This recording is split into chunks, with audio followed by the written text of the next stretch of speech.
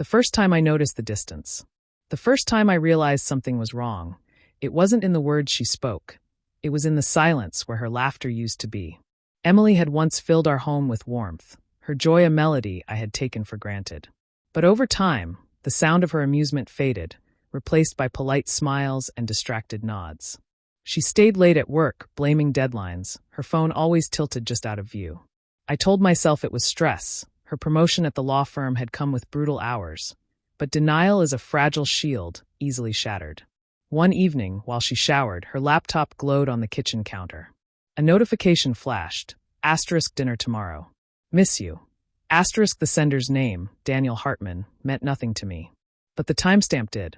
Last Tuesday, 9:47 p.m. the night, she had claimed to be at a client meeting across town. My hands trembled as I scrolled through their messages. Inside jokes about courtroom dramas, emojis dripping with intimacy, plans for a weekend getaway to a cabin I'd never heard of. The worst part wasn't the betrayal. It was the casual ease of it, as if I had already been erased. I didn't confront her. Rage would have been justified, but it was useless. Instead, I observed. Daniel was a junior partner at her firm, recently divorced, with a reputation for charming juries and colleagues alike. Emily had once called him brilliant but arrogant, a description that now felt like a warning. I tracked their patterns. Thursday lunches at a bistro downtown, late-night texts disguised as work emails, the new lingerie she'd bought but never worn for me. The truth crystallized on a rainy Tuesday. I followed her to a boutique hotel, watching from across the street as Daniel met her in the lobby, his hand grazing the small of her back. They vanished into an elevator, and I stood there numb, until the valet asked if I needed help. That night, I sat in my car, drafting a plan in my phone's notes app. Revenge wasn't about violence, it was about precision. Emily had built her life on reputation. I would dismantle it brick by brick. # the first cut, professional ruin. I started with the firm. Daniel's caseload included a high-profile environmental lawsuit against an oil conglomerate, a case riddled with procedural errors. Through a former client, I anonymously leaked key documents to the opposition, ensuring they'd subpoena his communications. Hidden in those files were his emails to Emily. Their affair laid bare, alongside unprofessional remarks about judges and clients. Next, I targeted their narrative. Emily had always curated her image meticulously: charity galas, pro bono work, the perfect LinkedIn persona. I created a dummy account, posing as a journalist researching power couples in law. Daniel took the bait. "We're unstoppable together," he said in a recorded Zoom call, winking. The video, edited to highlight his arrogance and their flirtation, was sent to the firm's senior partners and later, local news outlets. By the time the first act ended, the foundation of their lives was already cracking. # the second cut, personal destruction. The firm suspended Daniel first. Headlines dubbed him the litigating Lothario, his face splashed across tabloids, his smugness replaced by panic. Emily, ever the strategist, distanced herself publicly, calling their relationship a mistake. But the subpoenas arrived like clockwork, and the leaked emails became Exhibit A in a misconduct hearing. She was demoted, stripped of her partnership track, her name quietly scrubbed from the firm's website. I watched her unravel, her sharp suits replaced by wrinkled blouses, her confidence eroded by sleepless nights. "You've barely said a word," she snapped one evening, slamming her wine glass on the table. I merely smiled, refilling it. Let her think I was passive. Let her believe she'd won.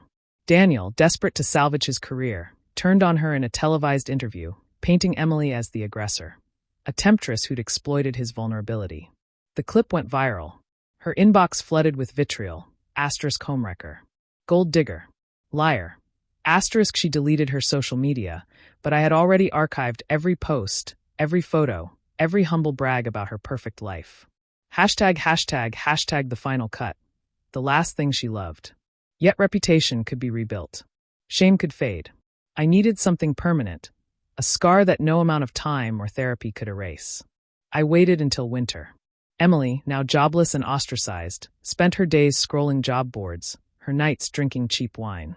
Daniel had fled to a rehab clinic, his reputation in ashes. One morning, I placed a brochure for a fertility clinic on the kitchen counter. * new beginnings, start your family today. *. She stared at it, then at me, her eyes red-rimmed. * Asterisk, what's this? Asterisk. A gift, I said softly. Asterisk, you always wanted children. Asterisk. Her face crumpled. We had tried for years, miscarriages, fertility treatments, the slow erosion of hope. Now I handed her a positive pregnancy test, its expiration date altered.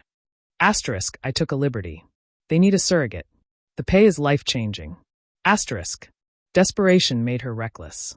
She signed the contract I'd forged, agreeing to carry a child for a fictional couple. For weeks, I injected her with placebos, mimicking hormone treatments. When her miscarriage came, I documented every scream, every tear.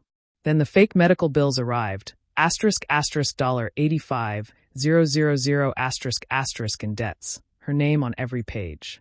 Her breakdown was spectacular.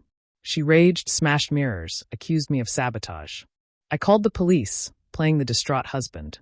Asterisk, she's a danger to herself. Asterisk. They took her in a straitjacket, her screams fading as the ambulance vanished. At the hearing, the judge declared her mentally unfit, awarding me full control of her assets. I sold our home, donated her clothes, erased every trace of her. The final step was a letter, mailed to her temporary shelter. Asterisk, you wanted freedom. Here it is. No one will ever believe you. Asterisk. Hashtag the aftermath. Years later, I saw her outside a grocery store, clutching a frayed coat, her eyes vacant.